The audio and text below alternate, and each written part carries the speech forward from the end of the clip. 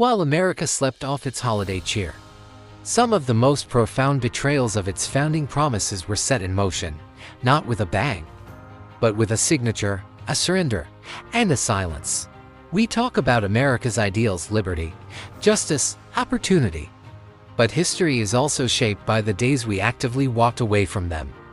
Today, January 2nd, is a day haunted by three such ghost mistakes of abandonment, cynicism, and neglect that broke a sacred trust and forced us to ask, who does this country truly work for? Mistake number 1, of abandonment, the promise of New York 1975. 1974, New York City, the financial capital of the world, is bankrupt. Decades of white flight, industrial decline, and massive social spending have created a fiscal disaster. The city begs the federal government for a lifeline, a loan guarantee to avoid collapsing and taking millions into chaos. The mistake, the presidential cold shoulder. On December 29, 1974, President Gerald Ford's administration drafts a memo recommending outright denial, but the official, public execution of that policy comes on January 2, 1975.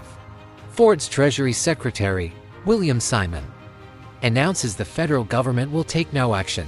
The door is slammed shut.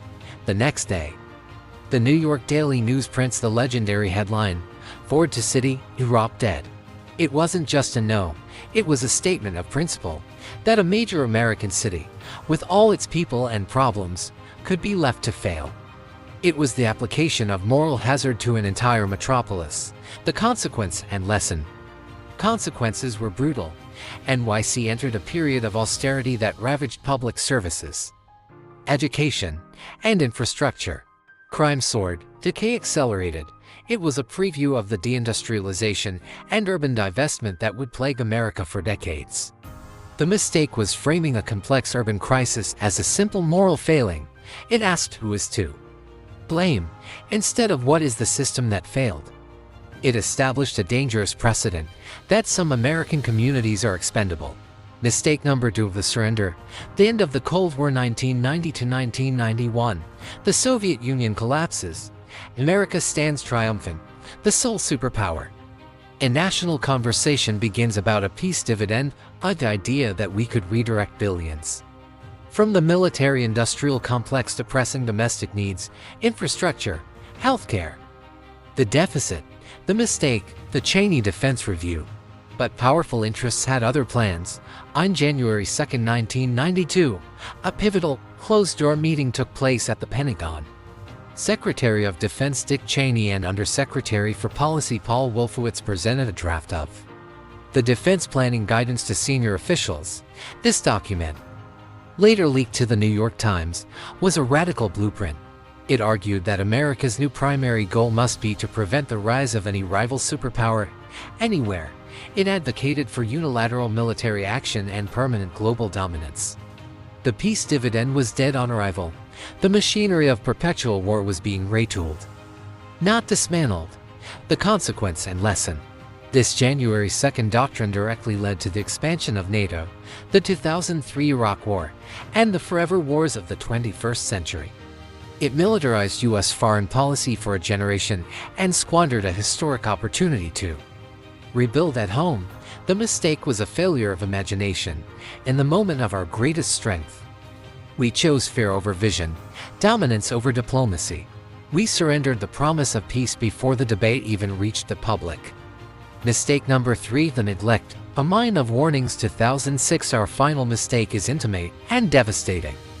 January 2, 2006, Sago, West Virginia. At 6:30 a.m., an explosion rocks the Sago Mine. 13 miners are trapped. The nation watches agonizing rescue. 12 would die. The mistake, a report filed and forgotten. The true January 2nd mistake wasn't the explosion. It was a federal mine inspection report filed weeks earlier, on December 21, 2005, that cited Sago for 208 safety violations. 96 of them deemed significant and substantial. The mine was allowed to keep operating. And on the first workday after the holidays, January 2nd, those unaddressed violations turned fatal. It was a catastrophic failure of regulatory enforcement, a system going through the motions while workers walked into a known death trap.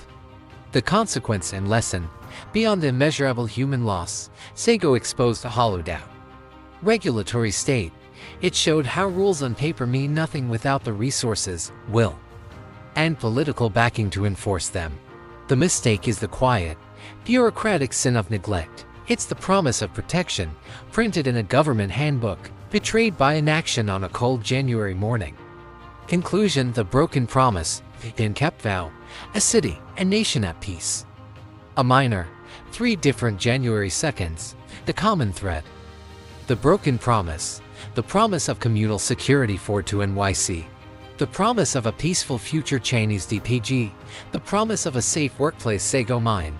These weren't accidents. They were choices that said certain people, certain possibilities, and certain lives were not worth the cost or the effort. Final thought. As we make our own New Year's resolutions, history's lesson from January 2nd is this: a nation's character is defined not by its lofty promises, but by who it protects when the bill comes due. Will we keep our promises this year, or will we again choose to look away? Which of these broken promises do you think was the hardest to mend? And what promise do you think America is in danger of breaking next? Let's have that crucial discussion below.